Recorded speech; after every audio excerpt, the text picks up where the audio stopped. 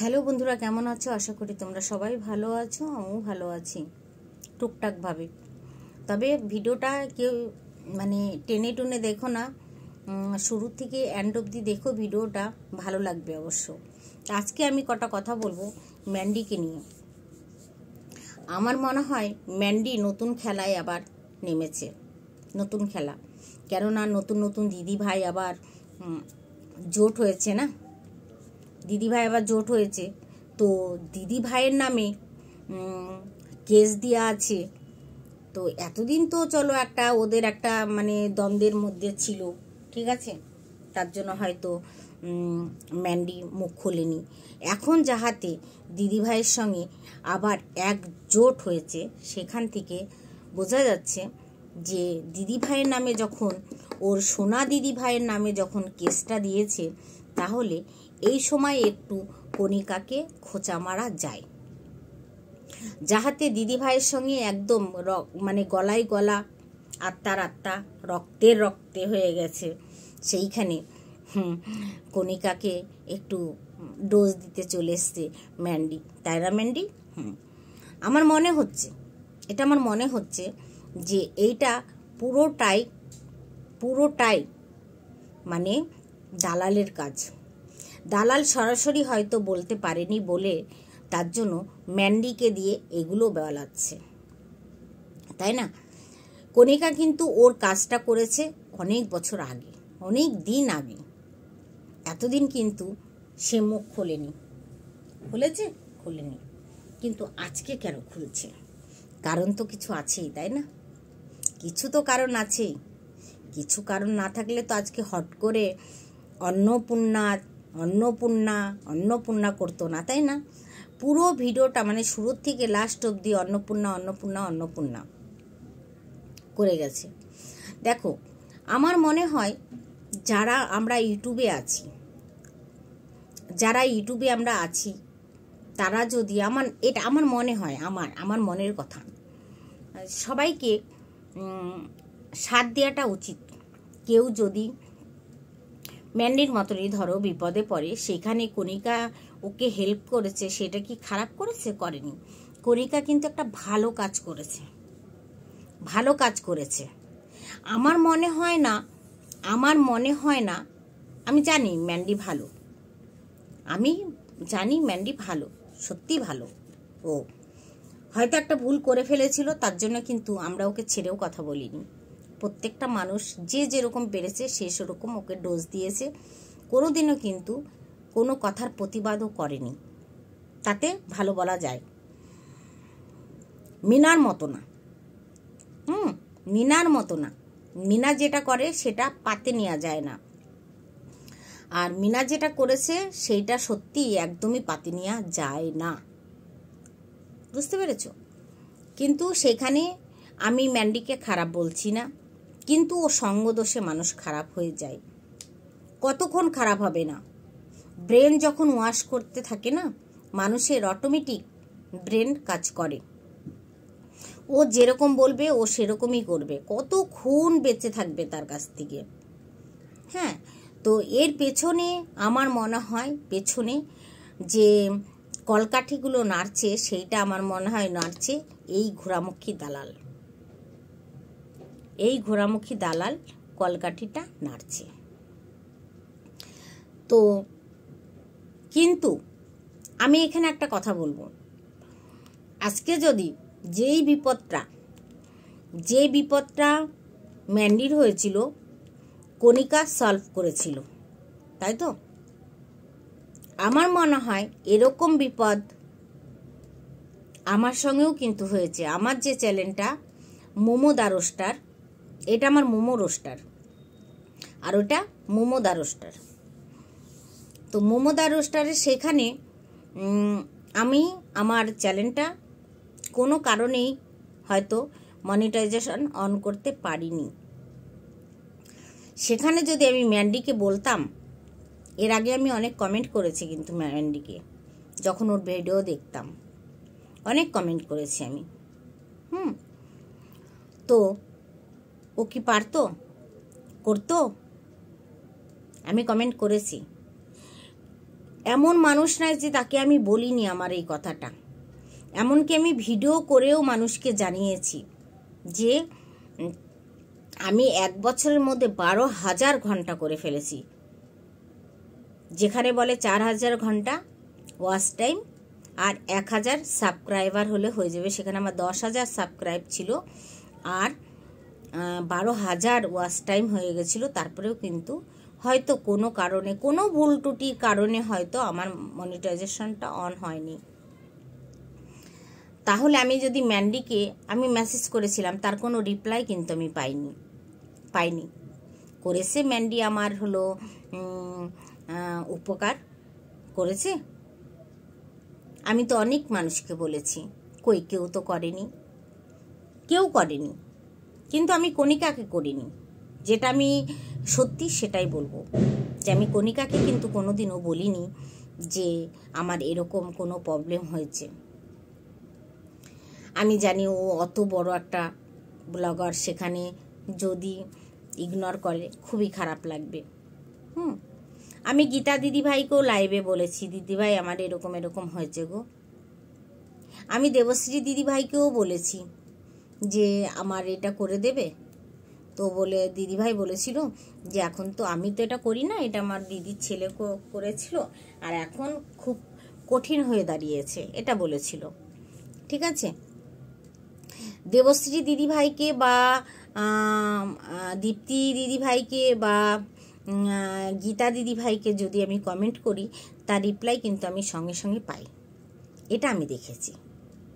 Reply কিন্তু ওরা আমাকে দেয়। ঠিক আছে, আমি এত দূরে থাকি আমি, তবু আমি কিন্তু রিপ্লাই পাই। তার মানে আমি যেরকম ওদের ভালোবাসি, নিশ্চয় ওরাও আমাকে সেরকম ভালোবাসে বলেই রিপ্লাই কিন্তু আমাকে দেয়। কিন্তু অনেক মানুষকে দেখেছি আমি, মন্দিরাকে আমি অনেক সত্যি করেছি, কিন্তু মন্দিরা কিন্তু আমার কোনো জবাব দেয়নি। আজকেও কিন্তু আমি একটা ওকে মানে লিখেছি, দেখি তার জবাব আসে কিনা, দেখব। তো সেখানে আমার মনে হয় এই মন্দিরার নামটা রেখেছিল এই দালালি কিন্তু ম্যান্ডি। তো দেখো মন্দিরা, তুমি যাই করছো এটা কিন্তু গলত করছো। অনেকে হাত বাড়িয়ে হাতটা টেনে নেয়, হাত বাড়িয়েও না হাতটা টেনে নেয়, কিন্তু কণিকা তোমাকে যে কাজটা করেছে অনেক মানুষ করে না। তাই বলে আমি বলবো না যে তার পায়ের তলায় সারা জীবন তুমি চেপে পড়ে মরো, এটা আমি বলবো না। যেটা তুমি বলেছো যে শুরুতেই কি আমি অন্নপূর্ণার নাম নিয়ে শুরু করব আর অন্নপূর্ণার নাম নিয়ে শেষ করব না, এটাও আমি বলবো না। উপকার মানুষ মাত্রই মানুষকে করে, তাই তো? উপকার মানুষ মাত্রই মানুষ করে। কিন্তু আমি আজ অবধি দেখিনি দালাল কারো উপকার করেছে। আংলা বাস দিতে কিন্তু ও কম করে না, কিন্তু কারো উপকার করেছে। উপকার করলে তারপরে যত দূর ওর হাত যায় মুখের মধ্যে দিয়ে ঢুকে নাড়ি ভুড়িও যদি পারে ও টেনে বের করে নিয়ে এসে সেটাকে টুকরো টুকরো করে ছিঁড়ে ফেলে। উপকার করা তো অনেক দূরের কথা, অনেক দূরের কথা। কিন্তু ম্যান্ডি দেখো, এখানে তো মৌয়ের কোনো ভূমিকা আছে কি? নেই। তাহলে মৌকে টেনে এখানে কোনো লাভ নেই, আছে কি? নেই। তোমার সঙ্গে আজকে হ্যাঁ কণিকার এইটুকু হয়তো রাগ হতে পারে যে আজকে আমি মন্দিরার এই কাজটা করলাম, এই কাজটা উপকার করেছি। মন্দিরা আজকে আমার যে মেন শত্রু, সত্যি তো, আজকে ওর চ্যানেলটা যদি চলে যেত, ওরা যদি কেউ সুসাইড করে নিত, যে অবস্থায় দালাল ওদের পিছনে 2 বছর লেগেছিল, তখন কি হতো বলো তো? পারতো ওই 2 মানুষের জীবন ফিরিয়ে দিতে ওই দালাল? পারতো? কিন্তু ওরা জীবন না দিয়ে কি করেছে? আইনের ব্যবস্থা নিয়েছে। আমি বলবো একদম বুদ্ধিমানের মতো কাজ করেছে ওরা জীবন দেয়নি, কিন্তু ওরা আইনের একটা ব্যবস্থা নিয়েছে, ঠিকই করেছে। সেখানে গলত কিচ্ছু করেনি। সেখানে হয়তো তুমি তোমার এই দালালের সঙ্গে এত পীড়িত হয়ে যাবে এত তাড়াতাড়ি, হয়তো তার জন্য হয়তো কণিকার একটু দুঃখ হতেই পারে, এটা হওয়ার কথা। আজকে মন্দিরাকে আমি একটা কথা বলবো, মন্দিরা, তুমি যদি কোনো বিপদে পড়ো না, তোমার চ্যালেঞ্জ নিয়ে ওই দালাল কিন্তু ঠিক করে দেবে না। আমার কাছে লিখে নিয়ে যেতে পারো, দেবে না। কিন্তু কণিকা করেছে। আজকে আমি যে চ্যালেঞ্জটা নিয়ে আমি সবার কাছে গিরগিরিয়েছি, আমার চ্যালেঞ্জটা নিয়ে আমি সবার কাছে গিরগিরিয়েছি, কিন্তু কেউ করে দেয়নি। কিন্তু কণিকা তো তোমার এইটুকু কাজ করে দিয়েছে না, ওইটা তোমার মনে রাখা উচিত। খোঁচা না মেরে মনে রাখাটা উচিত যে না, আজকে আমার চ্যালেঞ্জটা বিপদে পড়েছিল, সেখানে কে বাঁচিয়েছে? কণিকা বাঁচিয়েছে। তুমি এটা বলতে পারতে যে সেদিন কিন্তু কেউ আমার চ্যালেঞ্জটার জন্য হাত বাড়ায়নি, কিন্তু কণিকা উজ্জ্বল ঠিক করে দিয়েছে। এখানে এত কথা বলার কোনো প্রশ্নই আসে না মন্দিরা, কোনো প্রশ্ন আসে না। আর কণিকা উজ্জ্বলের যদি কেউ বড় শত্রু হয়ে থাকে, সেটা হলো এই দালাল, যাকে তুমি সারাদিন দিদিভাই করো। সে কিন্তু তোমার ভালো কোনোদিনও চায়নি, তোমার সর্বনাশটাই চেয়েছে। হয়তো সেটা তুমি এখনো বুঝে উঠতে পারোনি,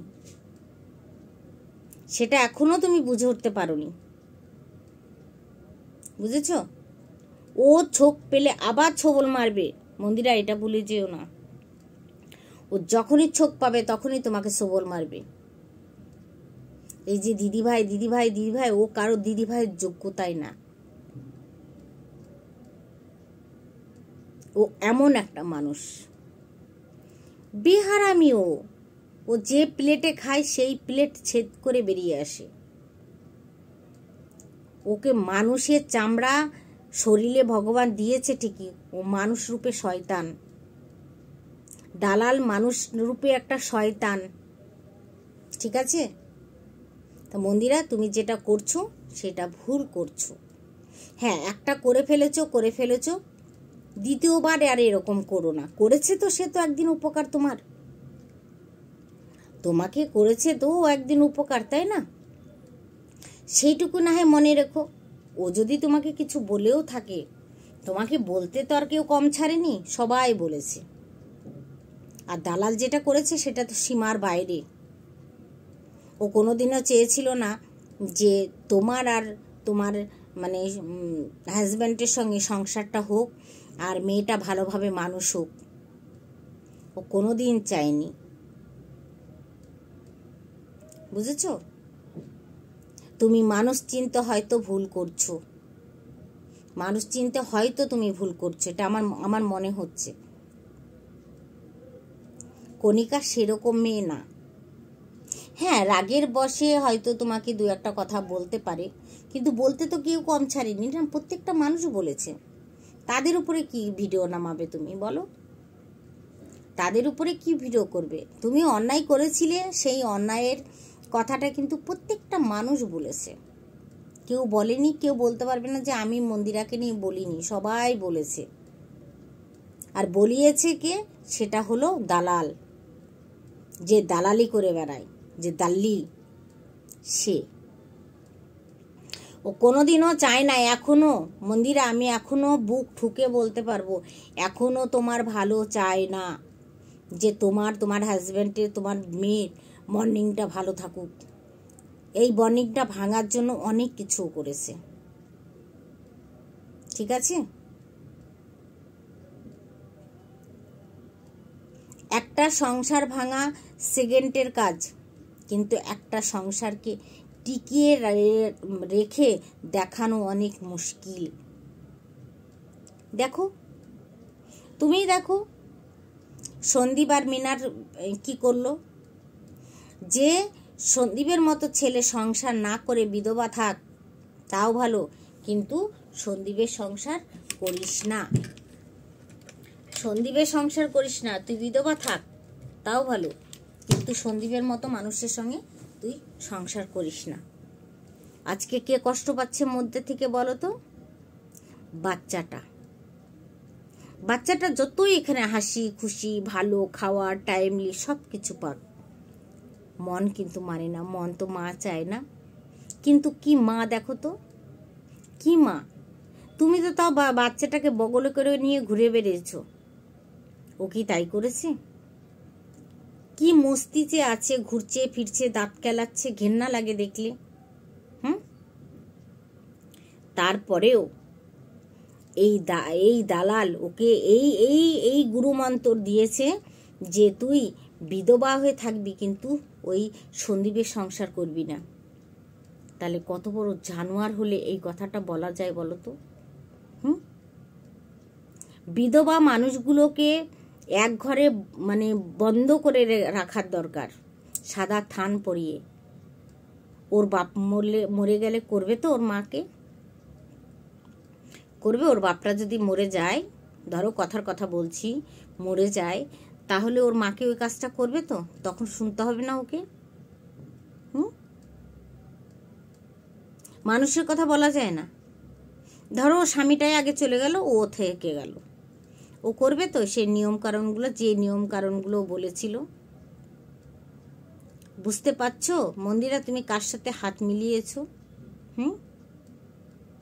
তুমিও আর মানুষ খুঁজে পাও না সত্যি? ওরকম একটা বদতামিজ মেয়ের সঙ্গে তোমাকে হাতে হাত মিলাতে হয়েছে, তাই না? ভাবলেও ঘৃণা লাগে জানো তো। ওই ওই ওই দালালের সকল ছুড়ো দেখলে ঘৃণা লাগে।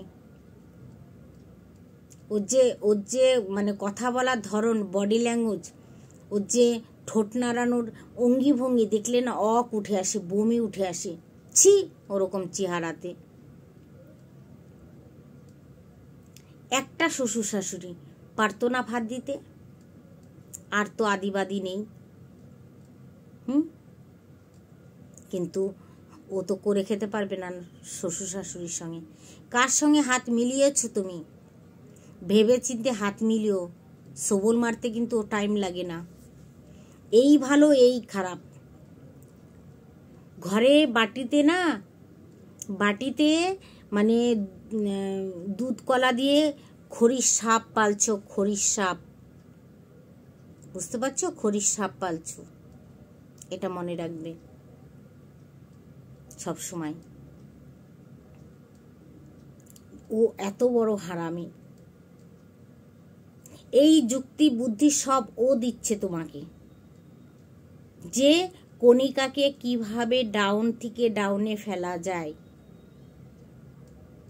কিন্তু কণিকাকে যারা ভালোবাসবে তারা ভালোবেসেই যাবে। কণিকা কিন্তু কোনো বদ চরিত্রর মেয়ে না। আজকে ওর মতো স্বামী দেখো, মন্দিরা রাগ করো না, তোমাদের স্বামী সুস্থ সব কিছু থাকার পরেও তোমরা কিন্তু কিছু করেছো, কিন্তু কণিকা কিন্তু সেটা করেনি। ওরকম একটা স্বামীকে নিয়ে ও কিন্তু সংসার করছে। তোমাদের তো বাহবা দেওয়া উচিত। তোমরা তো মেয়ের জাত, আমরা মেয়ের জাত। আমরা আমাদের দিয়ে ভাবি না কেন যে ওরকম একটা স্বামীকে নিয়ে কি ঘর করা যায়? কিন্তু কণিকা করছে। একবার ঠান্ডা মাথায় আমার কথাগুলো শুনে বসে ভেবো তো, যে সত্যি কি উজ্জ্বলের মতন একটা মানুষের সঙ্গে সংসার করা যায় কি? কোনো ভালো সুস্থ মানুষ উজ্জ্বলের মতন একটা মানুষের সঙ্গে সংসার করবে কি? ওকে হাগানো, মুতানো, ছুচানো, উঠানো, ব্রুশ করানো, A to Z কণিকাকে করতে হয়, তারপরে সংসারের কাজ। ভাবতে পারছো? তারপরে পুরো হান্দান খানদান সব ওকে পালতে হয়, ওকে ইনকাম করে খেতে হয়। ভাবতে পারছো?